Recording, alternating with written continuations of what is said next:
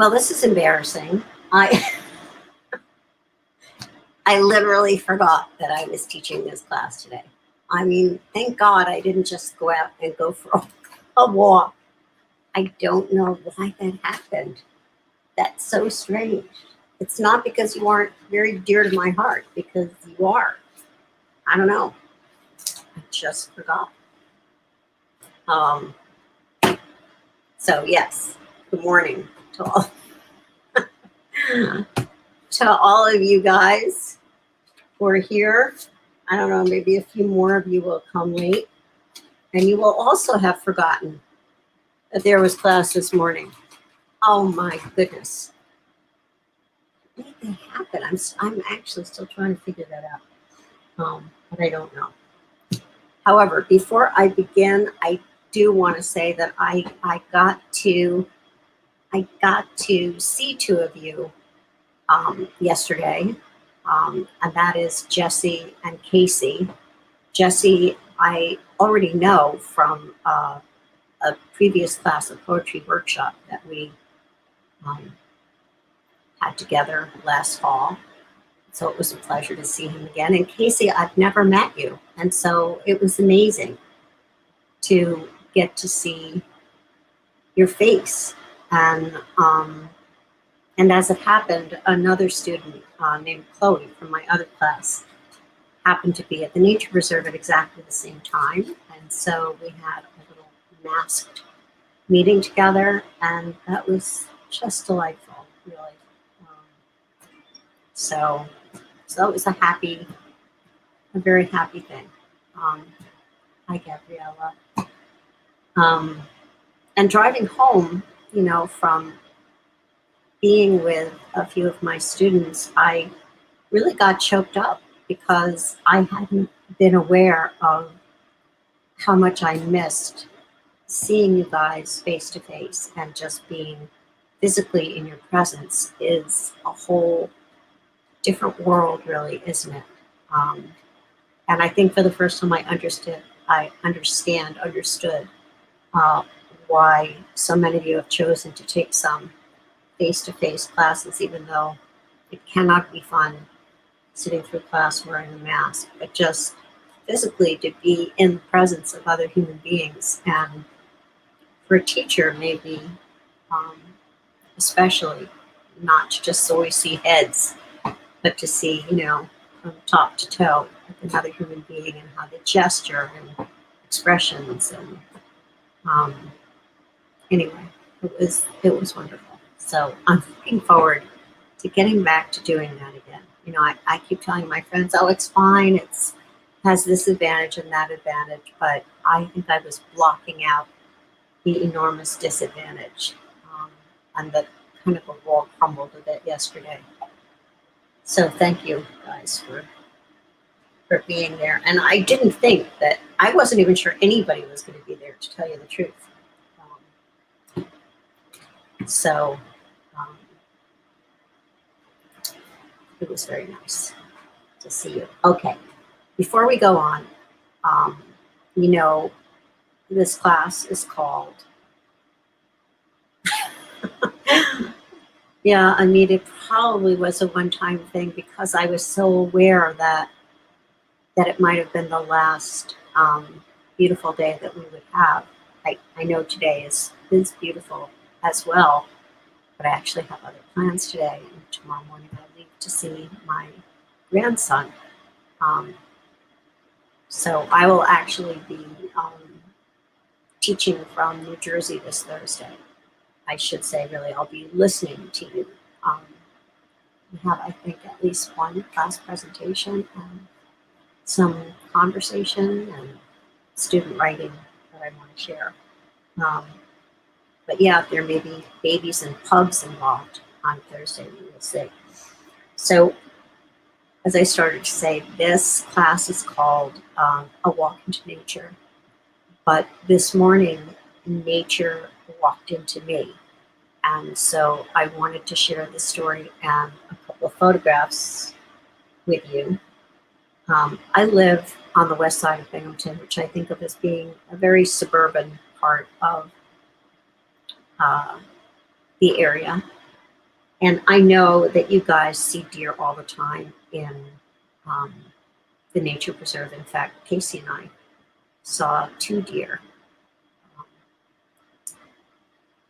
yesterday when we were in the nature preserve. But my dog was barking this morning. That's not that unusual. And many of you have seen her. She's this tiny little Shih Tzu dog. And she was out there barking and barking. And so I went to the door to see if I could call her in. And I realized that she is barking at this rather large doe that is standing very calmly in the middle of my backyard. So my first thought was, I don't want my dog to get too close to this deer, because deer have very sharp hooves, and they can be rather dangerous. So I called her in, and for once in her life, she actually came inside the house, and I sort of went outside, carefully closing the door behind me. Then I realized that the deer was, in fact, stuck in my backyard because it's fenced. We do that to keep the dog safe. And she's just sort of standing there looking a bit bewildered. And kind of, well, here she is. I want you to see, first of all, I'm not lying when I say she was kind of on the big side. There you go. Can you see her? There you go. So she was standing there in the middle of the yard, and I sort of indicated to her where they are gentle creatures until they're not. And they really don't become ungentle unless you have something like a dog attacking you. So I sort of indicated to her where the lowest part of the fence was, but it wouldn't be hard for a deer to get over. And sure enough, she went and jumped over that part of the fence. And that's when I realized, as I had said to Casey yesterday, they always tell you if you see one deer, there's probably another somewhere around. And that's when I realized her baby was with her as well. And the baby was not as confident about going over the fence. So it was a little nerve-wracking, but eventually she made it.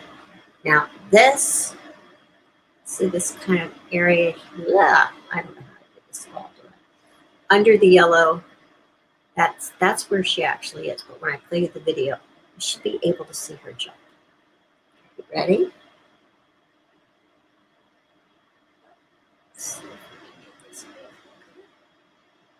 You can do it too. Did you see it? Did you see the little one going on? I'll play it again one more time. You can do it too. Yeah, were you able to see? It's going right over here. Anyway, that was pretty amazing. So I was excited, and I was glad that they both got away without any problem. And I hope that they're doing fine now. Okay. So as I usually do, I want to give you a little background on Tony Hiss. And I hope you all remember that he's coming to talk with us next Thursday. Okay, so Thursday, November 19th. And that's going to be, I think, really exciting because he's a wonderful human being. He is the son of a man named Alger Hiss. Those of you who study American history will recognize that name. And had you lived 30 or 40 years ago, you would really remember the name. And if you lived like 70 years ago, that is when Alger was really in the news all the time. So he was accused of being a spy for the Russians and giving them information on our nuclear capacities and so on. Alger was an intellectual, and a teacher and a journalist kind of all his life. And when Tony was 7 years old, the FBI suddenly showed up at his door in their apartment in Greenwich Village and took his dad away. And his father was in jail for many years after that. Tony has tried since then to vindicate his father and prove his innocence. The person who accused him was a very sort of untrustworthy character who obviously was sort of in love with Alger. And a lot of people do believe that Alger was set up. And for a time, Russia was saying that, yes, they did have some records that would prove Alger's innocence. And then as the relationship between America and Russia in recent years got more and more tense, they decided not to release any of that information. So Tony has a book about his dad, but he's spent most of his life not writing about his father and probably not speaking at random about what his own experience was. He instead became a staff writer at the New Yorker. I'm pretty sure he attended Harvard. And he, I think, still holds the record for, if not the most number of articles written for the New Yorker, certainly top 5. He wrote a lot about transportation at the beginning. He wrote a lot of talk of the town pieces. So if you're familiar with the New Yorker, you'll know the talk of the town is the material at the beginning of the magazine that a lot of us love best. And he has published numerous books on a variety of subjects and not just the experience of place. But most recently, he really has become interested in the relationship between, let's say, nature or the natural world and the sort of man-made world. And he has a new book he's just finished, and they have so far changed the title on him, I think, at least 4 times. So I can't even tell you for sure the title, but it has to do with the idea of trying to reserve roughly half of the Earth's space for green spaces, weaving them into cities and kind of preserving them in rural environments, creating greenways for animals, for instance, who have found their way from continent to continent, despite our best efforts to prevent that. And so he's a really, really interesting man. I am lucky enough that he married my best friend from graduate school, and that's how we get to have Tony Hiss come and talk with us, though it's definitely not the reason I teach Experience of Place. We just completely love that book. Lois, when she married Tony Hiss, told me that they were going to name their child Boo. But that's just because she is one of the funniest human beings I know. So Tony is about, golly, he's quite a bit older than Lois. So I think he's 80 now. And he's still traveling literally all over the world, from, you know, far-flung parts of Mexico to Galapagos. I think they recently went to the Galapagos. He's always kind of tracking down something interesting. He writes a lot for National Geographic. He was hired to write a book, which I think is about a doctor living in Costa Rica. Don't quote me on that. Yeah. No, then his name would have been Boo Hiss. You see.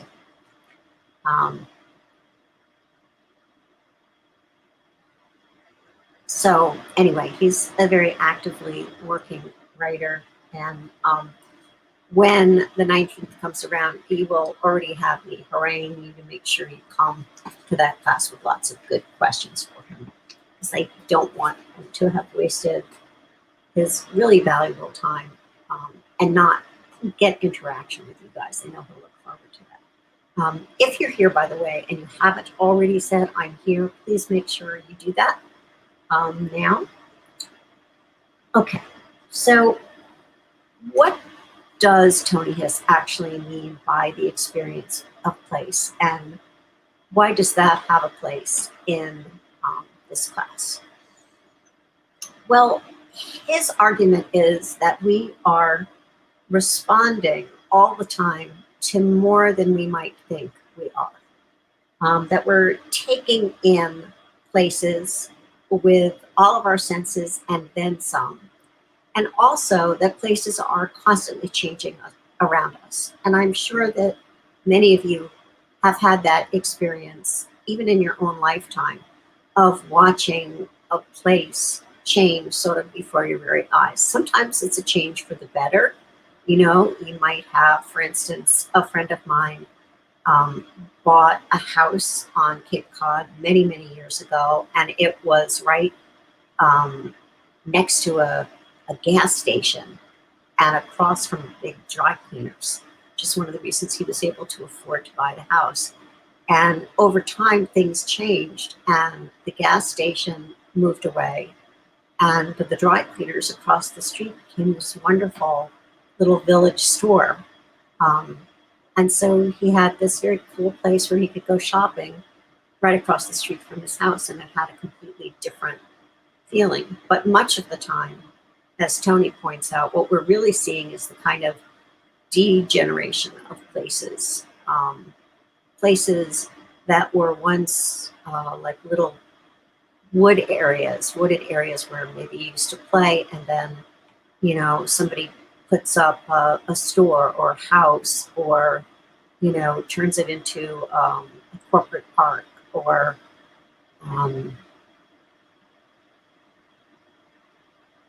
something that was a public area becomes privatized, or an area of small little cottages close to a shore.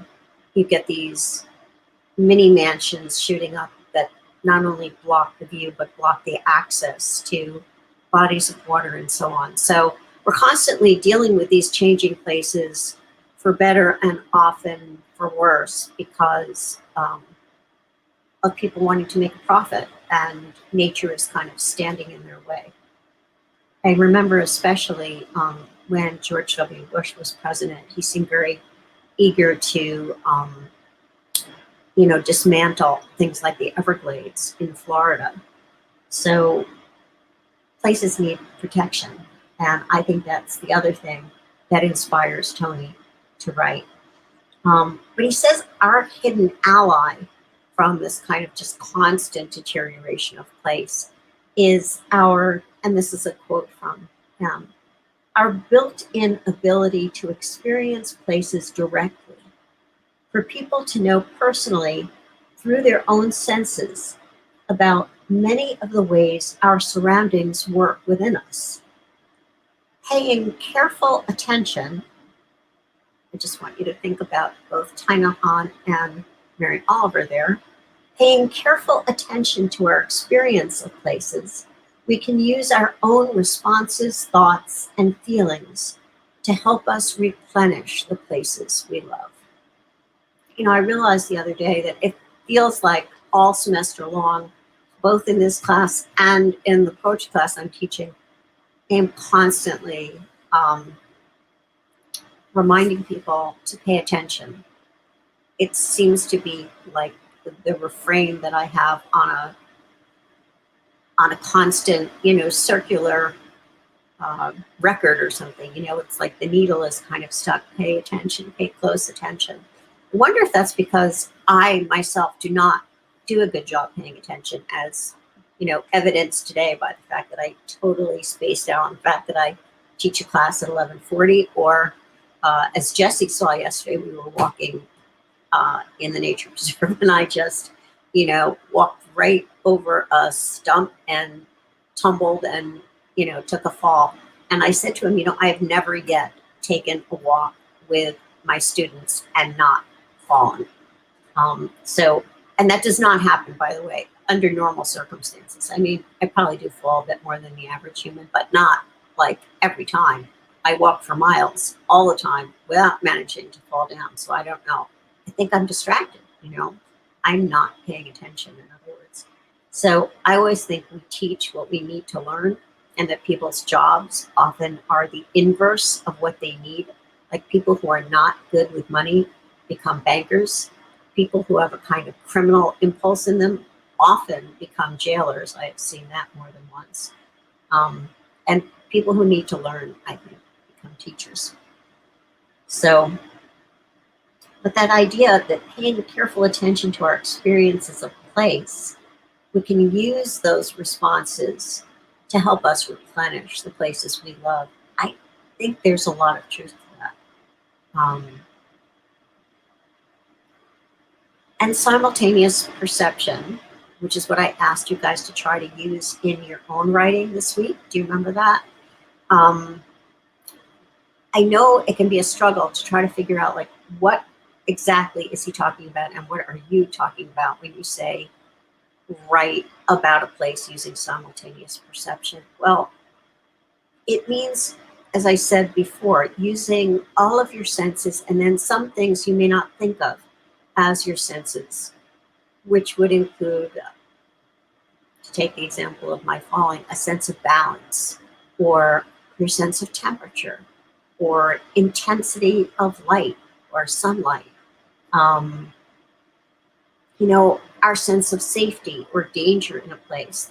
Those are all part of what go into simultaneous perception. And his idea is that you see both close up and far away at the same time. You're taking things in attentively, but say intensely, but calmly. Things that we normally think of as sort of opposites, it's really breaking it down step by step. And there's a wonderful Irish fiction writer I know who named Claire Simpson, who once said that if you want to write well, and she was talking about fiction, and you feel like you're just not getting a clear enough, a vivid enough description of what you're writing about, she said, take it another way and walk through it moment by moment and through all the senses. So if there's a story you're telling a friend, for instance, you might say something like, well, I um, went on this date and we ended up going to this little bar that was practically in the woods. And what she would say is, well, okay, so when you went on this date, did this person pick you up in their car? And you might say, yep, yeah, pretty sure. Okay, so did you walk down the driveway? Were you carrying anything? Do you know what you were wearing? What was the temperature? Was it daytime or nighttime? How did you feel as you were walking toward the car? Trying to get yourself to remember moment by moment and through all the senses. So it is, I think it's a wonderful sort of challenge. My guess is that you have to go back to a place more than once to be able to do that simultaneous perception, strangely enough, because of course the first time you do it, you're simply living it. And then the next time you do it, it will have changed a bit, but then you can try to pay more attention and then sort of maybe make notes. And then the third time, try to capture moment by moment and through all the senses what you actually experienced in that place. And that is something we don't often do. But when Jesse and Casey and I were standing out on that little sort of bridge yesterday, a breeze kind of blew among us. And I realized that if I were to describe that place, I would need to incorporate the breeze. And that's always been something very frustrating to me about photography, because I will try to photograph a place, for instance, but I'll realize that the best photograph I can take will never capture the breeze. And it won't capture, if there's sunlight falling just to the left of what I'm looking at. It won't capture if there's a bird call at that instant. So it's the same way when we write about something, isn't it?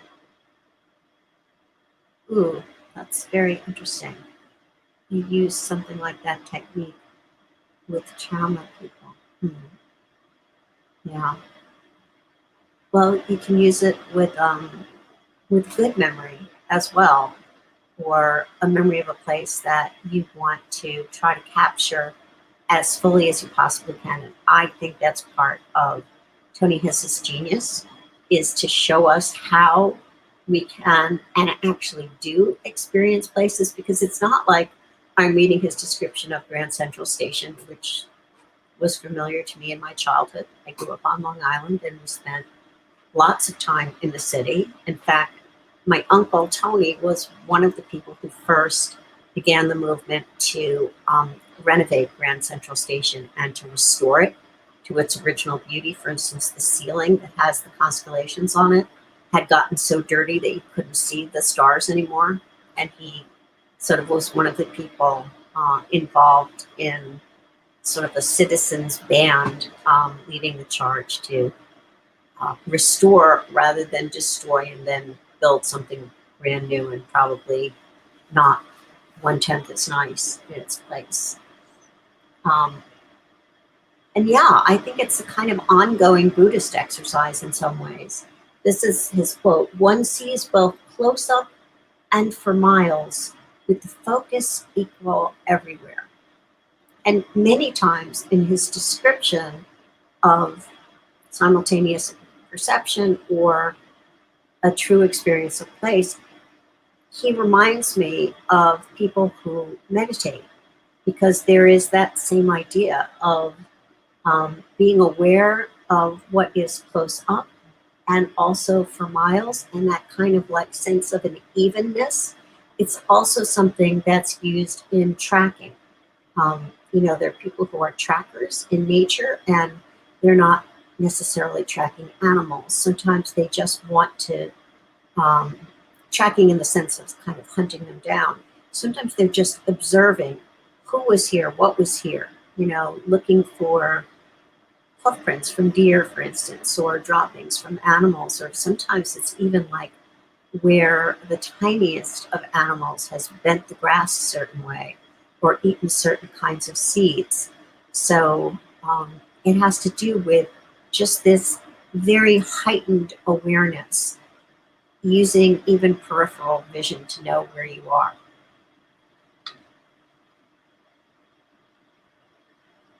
And he also talks about how sometimes we're taking in a kind of hidden message from places that we may not even be aware that we're taking it. He gives that wonderful example of going into a courtroom where, the judge is on this raised platform and he's in his solemn, or her, in the case of, I have a friend actually who's running for a local family judge, and we're still waiting for the results of that election to come in. There are 17,000 outstanding ballots in Broome County. Did you know that? For all of the votes. So anyway, we're waiting for her. But you have this black robe judge and this kind of dais they're sitting on, but the clock behind the judge's head is broken. Or, the wall is peeling because no one has bothered to repaint it. So on one hand, you're being told that, justice is rules the land, and on the other hand, the clock has stopped, and that feels like a hidden message. The example I always like to use is actually classrooms. So normally, when we meet in classrooms, I find them incredibly inappropriate to what I'm teaching and the way I'm hoping to be teaching it. My favorite example probably is the first time I taught this class, A Walk into Nature. Yes, Holly. She's actually a good friend of mine, Holly Levine. So if you voted for her, yay.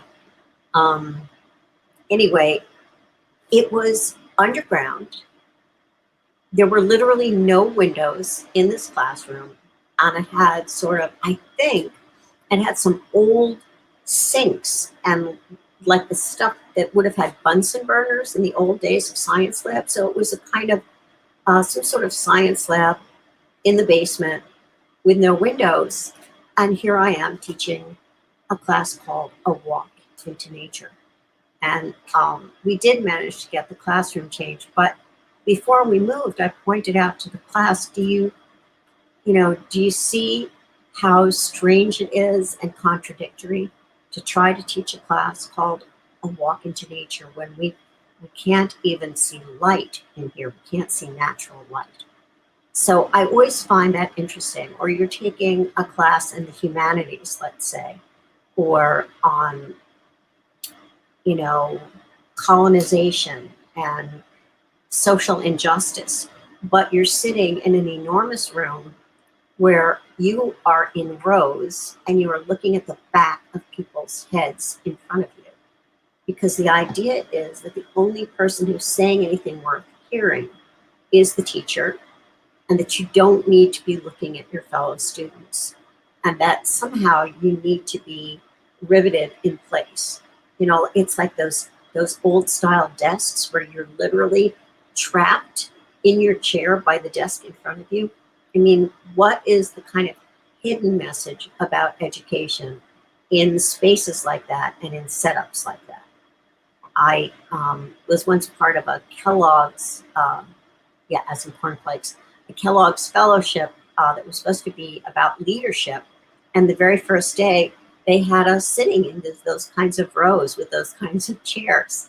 And one of the few guys besides me who were actually in the arts, the first thing we insisted on doing was changing the setup of the chairs. Because I find if you accept the setup, if you accept the structure, you are often agreeing to things in the content that you might not otherwise agree to. So whenever you find yourself in a situation, whether you're forming a committee, you're meeting with a group of people about something, be very aware of the setup, because it may look really innocuous at the beginning, but in itself, you'll often find that you have been fenced off by that setup. Do you know what I mean? For instance, Robert's Rules of Order. There are few things in this world that I hate more than Robert's Rules of Order. I mean, I actually prefer the chaos of a British parliamentary session, where the two sides are just yelling at each other or yelling, "Hear, hear," or literally booing each other when they speak. I think that's a lot more open than the way we do things when we insist on Robert's Rules of Order. I mean, I don't really think human beings can talk very freely with each other. How can you have continuous conversation, for instance? It's one of the reasons I don't like to have students raise their hands, because by the time you call on someone, the conversation might have moved on 3 subjects ahead.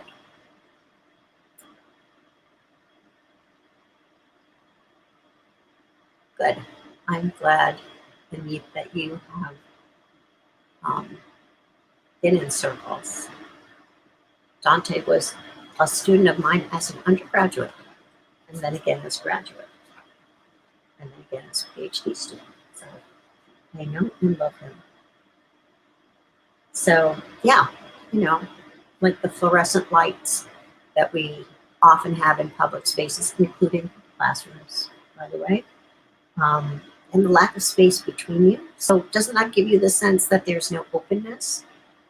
How often in your lives are you in a situation where you can't get up and go use the bathroom if you need to, for instance? That doesn't feel very natural.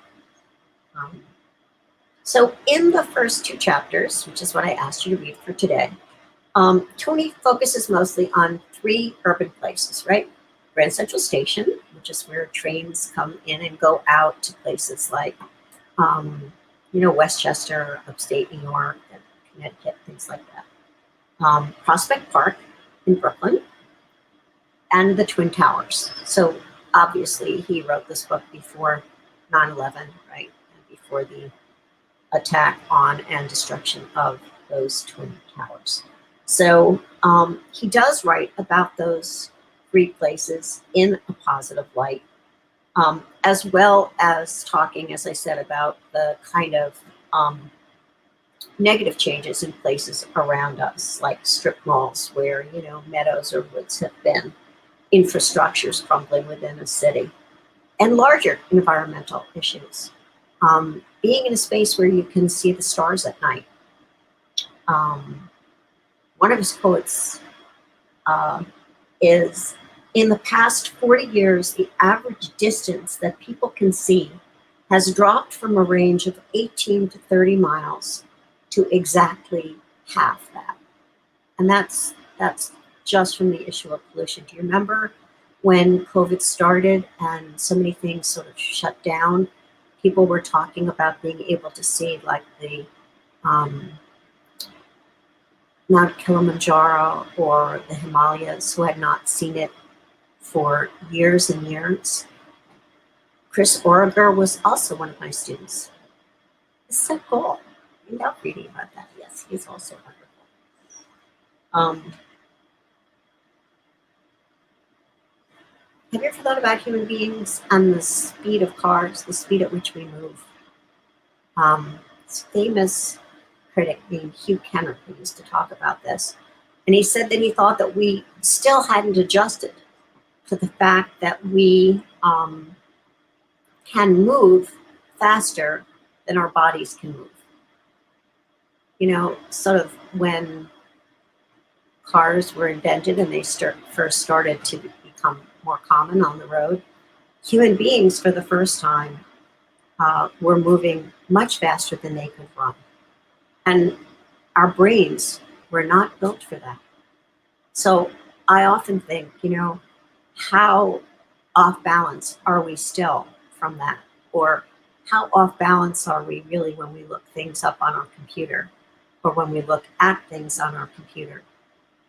Looking at a television or a computer, for instance, we're not aware that we are looking at tiny little dots. This goes back to what Andy Dillard was writing about the fact that only a single celled animal is seeing the world as it truly is without filters, because we automatically filter things. We filter out the fact that we are moving faster than we can move. Or if you're flying, that's even crazier, right? You feel like you're still, don't you? You feel sort of like you're standing still in some sort of really weird humming, not too cold refrigerator. You can tell I'm not a great fan of flying, but yeah, it's wonderful and amazing and kind of terrifying that we are constantly defying nature in a way, in things that we just take for granted. To get in my car, I'll be able to drive 30 miles an hour or 60 miles an hour, or I'll be able to drive for 5 hours, then find myself so many hundreds of miles away from where I began, that I can do this thing. But I think the back of our brains have not yet evolved to really take that in, or to take in what's happening and what we're passing by as we move so quickly. Okay, so I want to go to the book itself. I was trying to go through the screen for a minute there. And I love the first paragraph of the first chapter. And this is how it goes. Just walking through the vast main concourse of Grand Central Terminal in New York, something that over 500,000 people do every working day, almost always triggers in me a spontaneous and quiet change in perception. It alters what I know about my surroundings and about whatever is going on around me, and at the same time modifies my sense of what all these things mean to me. The change, one that is reasonably well known to all of us, or at least lodged somewhere in our memories, lets me gently refocus my attention and allows a more general awareness of a great many different things at once: sights, sounds, smells, and sensations of touch and balance, as well as thoughts and feelings. When this general kind of awareness occurs, I feel relaxed and alert at the same time. In addition, I notice a sort of unhurried feeling, a feeling that there's time enough to savor all the sights and sounds and other sensations coming in. And this is what I meant by a lot of his writing about the experience of place, reminding me of people who meditate, that they have that, you know, they're relaxed and alert at the same time. You're not really supposed to fall asleep when you're meditating. You're supposed to stay awake and relaxed at the same time. Or, what Thich Nhat Hanh wrote about taking a mindful walk. You know, that unhurried feeling, that there's time enough to savor all the sights and sounds and other sensations coming in. The poet Allen Ginsberg said, "Notice what you see." So it's kind of like feel what you feel, experience what you're actually experiencing. And then he becomes very, very specific. And this is a perfect example of writing about a place using simultaneous perception. And I love it so much that I had to read it to you. So even those of you who have already read it, hopefully you'll forgive me. So he's writing about being in one part of Grand Central Station and then coming out into the main concourse of the terminal. Let me take a sip of peppermint tea.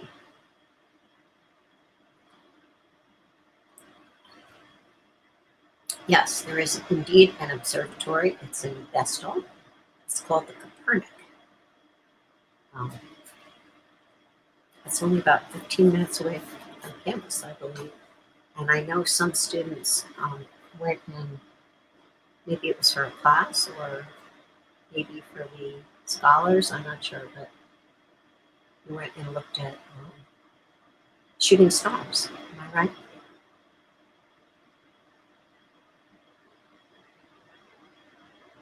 Okay.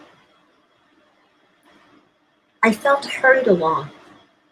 My breathing was shallow and slightly constricted. My neck and shoulders were tight. I could smell cookies and pizza baking in the shops around me, but it seemed difficult to look to either side. I could see maybe 12 feet ahead of me a view consisting entirely of backs of heads and oncoming faces. There was nothing in any of the faces to suggest that they had just come from a different kind of place. The only alternative to hurrying forward seemed to be to swerve right at random and come to rest in front of a shop. Have you ever had that happen? You're in a crowd. It seems like the only way to get out of the stream is like, whoop, do that and park in front of a shop for a minute. I've actually done that. Then these two streams of people crossed a second pair of streams running at right angle to them. The stream I was in entered a space with a slightly higher cross-vaulted ceiling, and I had a moment to feel alarmed in retrospect, wondering why no one had bumped into anyone else during the crossing. The whole journey so far had taken something like 15 seconds. Crossing this new space in the next 5 or 6 seconds, and Casey, I mentioned something to you yesterday about how one of the things I think Tony does in his writing is he makes it feel like we're reading his prose in real time. So if he describes 15 seconds, it feels like it takes 15 seconds. And sometimes if he's describing 5 minutes, it still feels like you've been reading for 5 minutes, even if it's only been, let's say, 40 seconds. I was aware of a slight diminution in the noise around me, felt a slight lightening in my shoulders, noticed that the stores on either side were a vitamin shop and a snack bar, and saw in front of me a different light, grayer, clearer, brighter, less intense. I felt that something in me and near me was about to change. In another step, I was in the concourse. I knew this first not by sight, but by bodily sensation, sounds, the absence of a smell, and breathing. I felt as if some small weight suspended several feet above my head that I had not till then even been aware of had just shot 15 stories into the air. I love that description of being underneath a very, very high vaulted ceiling. I think something like that sensation is what I was trying to describe when the election suddenly seemed to open up toward Joe Biden um, over the weekend. I really felt that same kind of thing.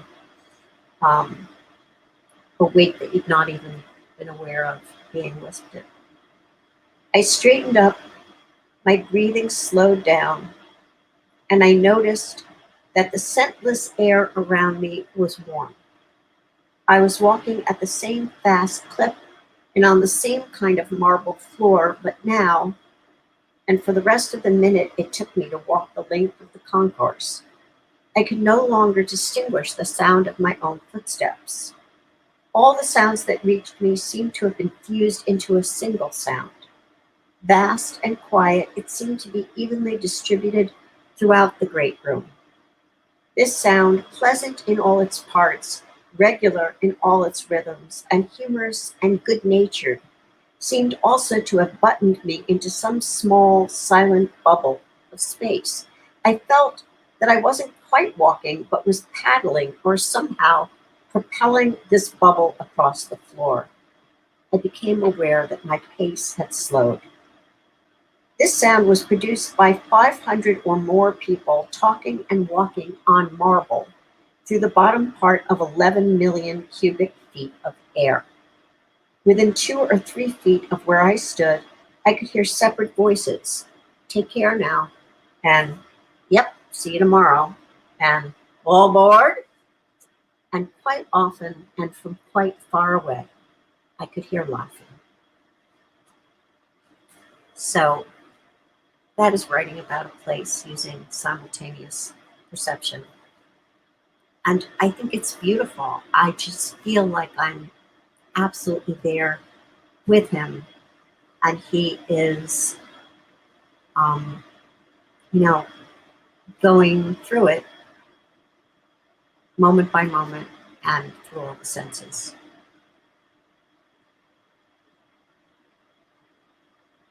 He goes on to talk about how strongly um, people do respond to the environment around them, including the internal, the indoor spaces, things like light, you know, um, fluorescent lights, it's been proven actually increase headaches, depression, and an inability to focus for the people sitting under them, which is why I find it so strange that we use them in classrooms. I know it's cheaper, but that sure doesn't seem like enough reason to be using lights that cause eye strain and headaches, and emotional distress. And colors also affect us strongly.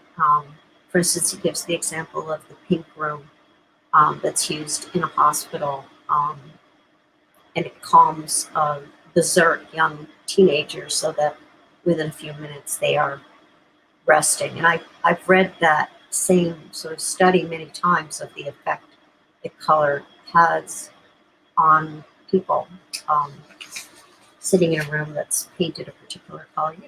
Some colors, I'm sure, make you happy, and some colors make you feel less happy. And some kinds of light make you feel better, and some kinds of light make you feel worse. So it's good to be aware of those things so that you can change them both for yourselves and for others.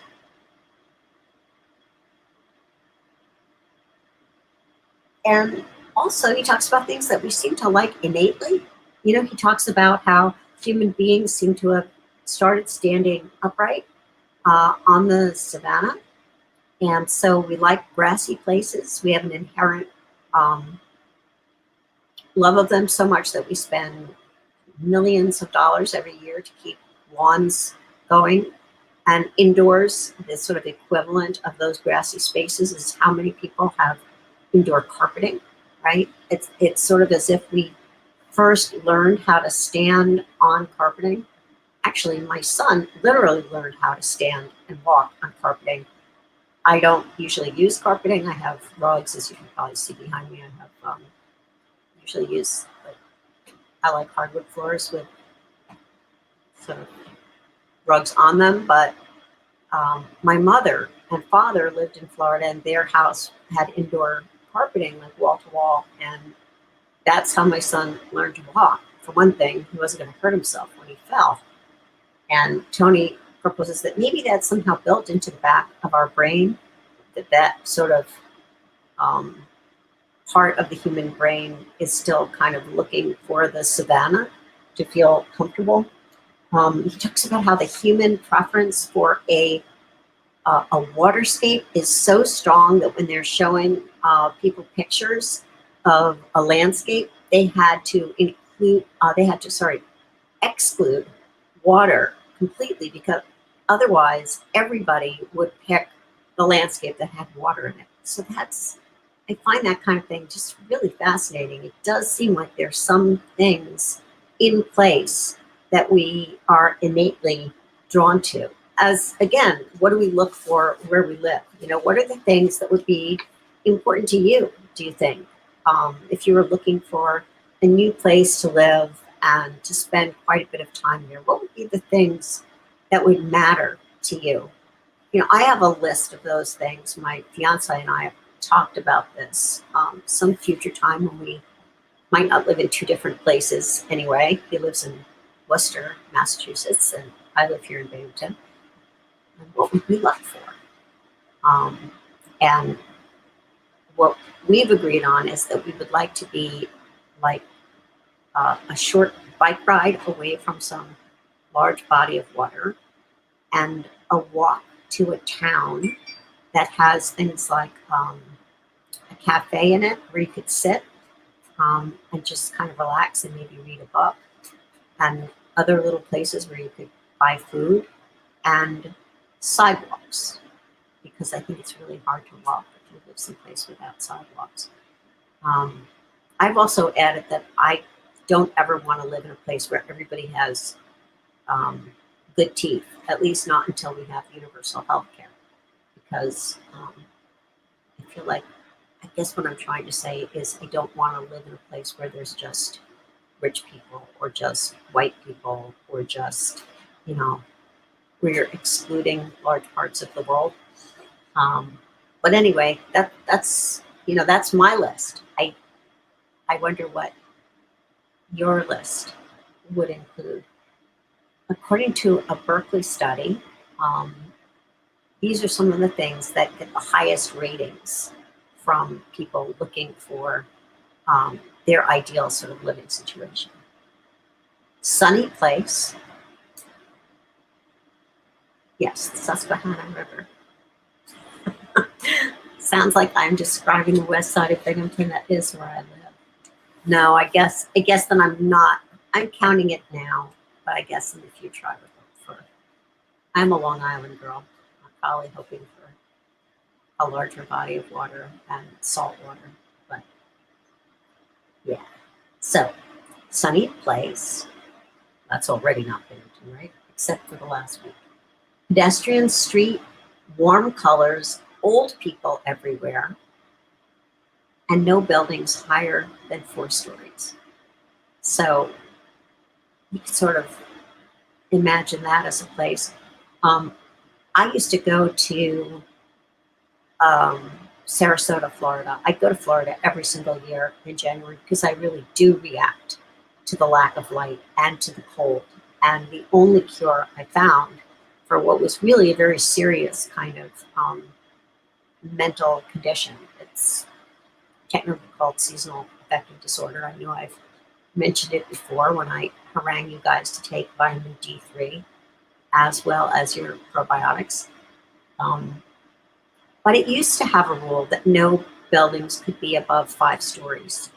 And let me tell you, I remember what that one 5-story building looked like. It was painted this very sunny yellow color, and nobody minded it at all. I think it was a hotel called like the Ritz or something. And the day that Sarasota decided to change their code and allow buildings to be much higher than 5 stories was, to me, the day that Sarasota stopped being a city that I would really want to live in. The feeling of kind of friendliness and humanness dramatically changed for me. So I was very interested to see that that was part of what the Berkeley study showed. Or why living here in Binghamton, I lived in one house that was about 6 blocks from Rec Park in one direction, and now I live in a house that's about 6 blocks from Rec Park from the opposite corner. And that's another thing that Tony talks about in his study. Do you remember this? That people tend not to walk more than the equivalent of about 3 city blocks, a 3-minute walk to wherever they're going. Whatever, whether it's a park or any kind of gathering place. They found that even, do you remember this? They were trying to get engineers to work together, which is something that engineers don't always like to do anyway. And they found that unless they had a 3-minute walk or less to get to each other, they tended not to do it, not to get up out of their chairs and go to this, whatever it was, common lounge or something to talk. But if they only had to, walk those 3 minutes, then they were very happy to go and socialize. I think it was also like 750 feet. That seems to be about what humans are willing to do to get somewhere. So I should measure the number of feet sometime to get to Rec Park. Now, he also describes the entrance to Prospect Park. Do you remember that? And he talks about 1 minute you're in this very trafficy place in Brooklyn, and then you go through this kind of border space. The great fantasy novels are full of these things. The Lion, the Witch, and the Wardrobe. You go through the wardrobe to get to this other place. You have to go to, isn't it station 9.5 or track 9.5 to get to Hogwarts, right? Even if it means walking through a brick wall, you have to have that kind of faith. So this is that kind of an experience, except in real life. So here is the description of Prospect Park.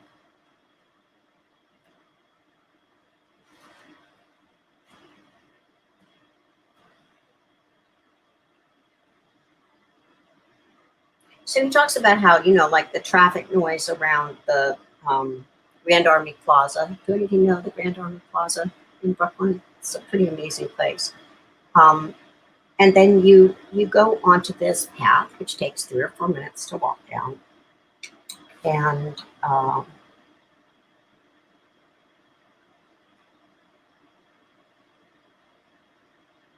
as he's sort of walking, he sees this kind of mysterious-looking cave slightly in the distance. And now I'll take you through the walk into the park. I found I was walking a little faster, and as I followed the first curve of the path at this new pace, the scenery on either side of me seemed to be swinging slowly around itself and around me in an orderly sequence, like the moons and planets in a model of the solar system. He really is a beautiful writer in his own very straightforward, factual way. The cave, which I now thought might possibly be man-made, disappeared as the beech tree moved in front of me to eclipse it, slowed to a stop, and then gradually reversed course. Shortly after the path turned left, I could begin to see the cave again, and when I caught sight of it, I turned to look behind me and realized that the small hill now blocked my view of the park entrance and the busy plaza beyond. Almost all there was to see was parkland and sky. A few more steps, and I could see that the path did lead to the cave, and that led also to another path, which wound its way up a long hill to the left and vanished into some trees at the top. Then I drew abreast of the great beach, and in that moment became aware that the cave was not a cave after all, but a straight dark tunnel with bright daylight at the far end. Really sounds like a great child's fantasy book. And while I was looking at this patch of light, I found that the path had turned right again to bring me closer to it.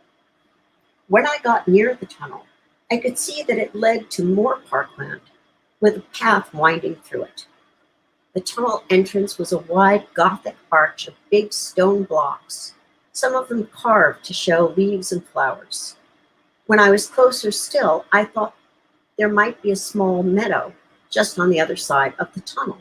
And then I was inside the tunnel and realized that it was vaulted and was as wide as the path had been. The air in there was cooler, and I could feel a breeze on my face and hear the echo of my steps and the brush of leaves blowing toward me along the tunnel floor. The tunnel was more than 100 feet long, and the only light was what came into it from either end. Before the light from behind me faded, I could see that the tunnel was lined with brick and had niches cut in its sides, which might have once held benches for waiting out a sudden shower. As I got closer to the light up ahead, I began to think that the small meadow outside might lead off to the right for a short distance. Around me, I could now see bits of wood paneling still fastened to the tunnel walls. I felt that in this restricted setting, where only diminished information was available to me, I had become alert to all small changes around me. I could see the grain in the battered old slabs of wood. I could hear my footsteps getting fainter as I walked the last few yards of the tunnel. When people emerge from the tunnel, its official name is Endale Arch, and walk straight ahead, they cross a small paved area that serves as the end of the original entrance path and the beginning of two winding paths that branch off left and right. If you were to come with me along the entrance path, through Endale Arch and a dozen steps beyond it, you would find the surroundings changing dramatically in those final few paces, and what you experienced of those surroundings might change in an even more spectacular fashion. We would have just reached the north end of the beautiful, undulating Long Meadow, one of Prospect Park's three major features. The other two are a 60-acre lake and a wooded ravine which originally resembled a portion of the Adirondack wilderness. The Long Meadow covers 75 acres. It is 6 times the size of the more famous Sheep Meadow in Manhattan's Central Park, and is thought to be the longest continuous open space in any urban park in the United States. On the entrance path and in the tunnel, all views are foreshortened, extending no farther than a couple of 100 feet. The edge of the meadow, by contrast, is one of the very few places in the park, in the city, where someone can look straight ahead for almost a mile, and all there is to see is grass and the sky above it. To either side are the long, curving lines of two wooded hills that approach each other half a mile away and almost enclose the meadow. A paved walk heads up the hill to the left. A second walk wanders away to the right. Straight ahead, there is only grass. Remarkably, no buildings are to be seen in this whole expanse. Even the horizon, which seems a long way off, beyond the far end of the meadow, shows only trees. Just as remarkably, on almost any day of the year, the whole area is flooded with light. The light seems almost to be converging on the meadow from all directions, tumbling onto the grass nearby and also glowing through the trees beyond the meadow. So I'm so glad that Nicholas, you know that meadow. I love the fact that he talks about it being flooded with light, and he says that two I guess scholars of Frederick Olmsted. You know, he is the guy who designed Central Park and a major park in Montreal and many other beautiful public spaces. They noted that leaving that arch or tunnel in Prospect Park, visitors at the time when this park was created would have seen, quote, as dramatic a flash of light as the 19th century, lacking electricity, ever saw, the golden white sun of the meadows. It's the idea that you come up and there's this flash of light that would not be available in those days the way we're so used to it from, you know, electricity or something that could be battery operated. I mean, this enormous lit expanse. It's sort of the way, if you ever look at an old lighting fixture, you'll see that it's sometimes surrounded by metal.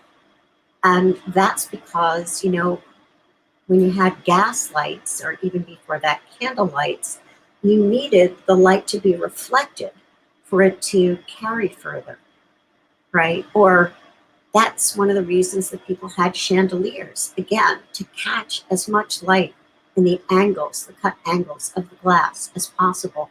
It's people working with what they have. So the idea that Olmsted could create this space that would almost be the brightest place that people could see or could have imagined on a sunny day, I just love that.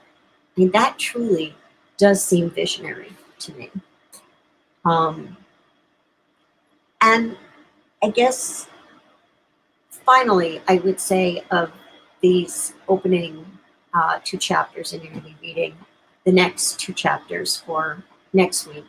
And we're only reading part one of Tony's book, which is kind of to do with the urban spaces. Because I felt we spent so much of our time in this class in rural and wild spaces that it's important to talk about what's happening in other kinds of space as well, you know. As he points out, pretty soon, like more than 50% of the world's population will live in cities, and he projects, or I guess probably more likely statisticians are projecting that within 50 years, it might be closer to 80 or 90%. So you can see why Tony is pressing so hard for there to be a 50% reserved for greenery, and that would include urban spaces. So he talks about 3 different ways to make sure that we are really experiencing place. And one is by, quote, changing the way we look at things, diffusing our attention, and also relaxing its intensity, to see all the things around us at once and yet look calmly and steadily at each one of them. 2, we choose to experience the place and find welcoming, safe spaces or places. And 3, taking the attention away from the conversation that so much of the time goes on inside our heads, right? That constant chatter inside your head that keeps you from really being in the place where you are. I think that's a very human thing that we do, is to lose track because we are thinking about the next place we need to be. I mean, we talked about this a lot when we read How to Walk, and that kind of inner conversation that pulls us away from the moment and the place where we are. I also love that sense of being aware of your surroundings. Again, that leads me to the kind of thing. There's a book called Tracker, which was written by somebody who really does this kind of just for the sake of being out in nature tracking. And, you know, he talks about peripheral vision, for instance, and how you can train yourself to be aware of what's going on all around you. It doesn't have to just be straight ahead. Um, and then choosing to have that experience. That's a big part of it too. You get to make that decision all the time. Um, there are decisions that we get to make kind of every day, um, about what we're going to eat or how we're going to um, treat other people or speak to or about other people, um, and whether or not we're going to decide to pay, as he said, more attention to what's going on inside our head, or actually look up and pay attention to what's around us. So you don't trip over stumps of trees and fall, for instance.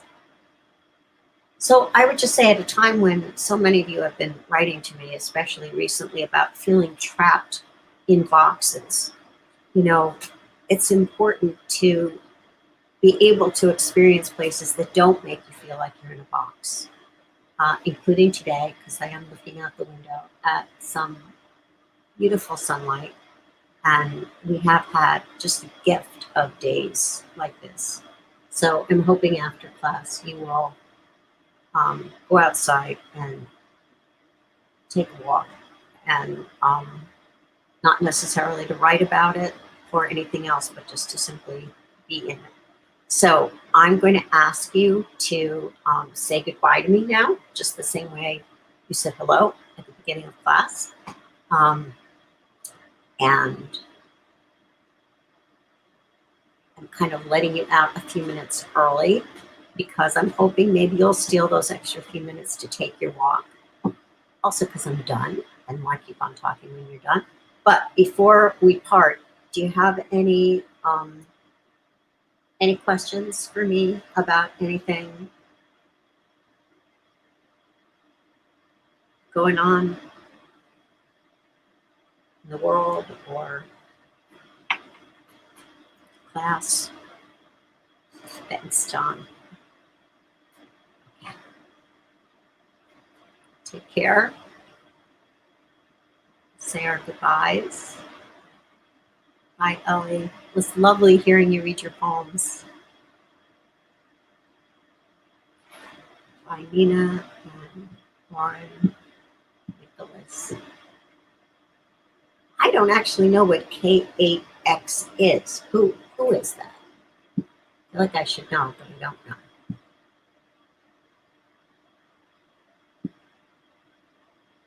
We're waiting for the snow. How I hope you will have a long week.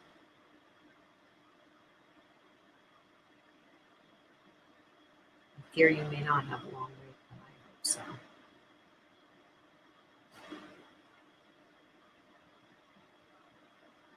Does anyone else know who K8X might be? There's a hint in there. All right, so go ahead, say goodbye, and you can leave.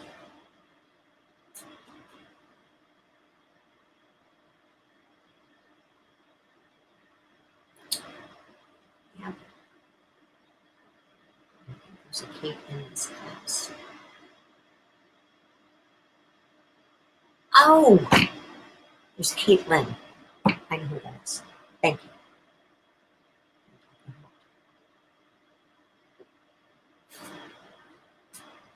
And in fact, she's going to be talking to us this Thursday. Yep, you got it. I think so. Kate Graziano.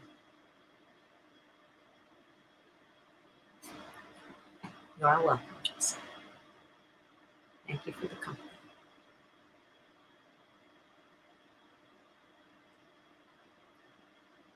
Bye, Sarah. Did you get to see any of the shooting stars? I thought of you when I heard about them.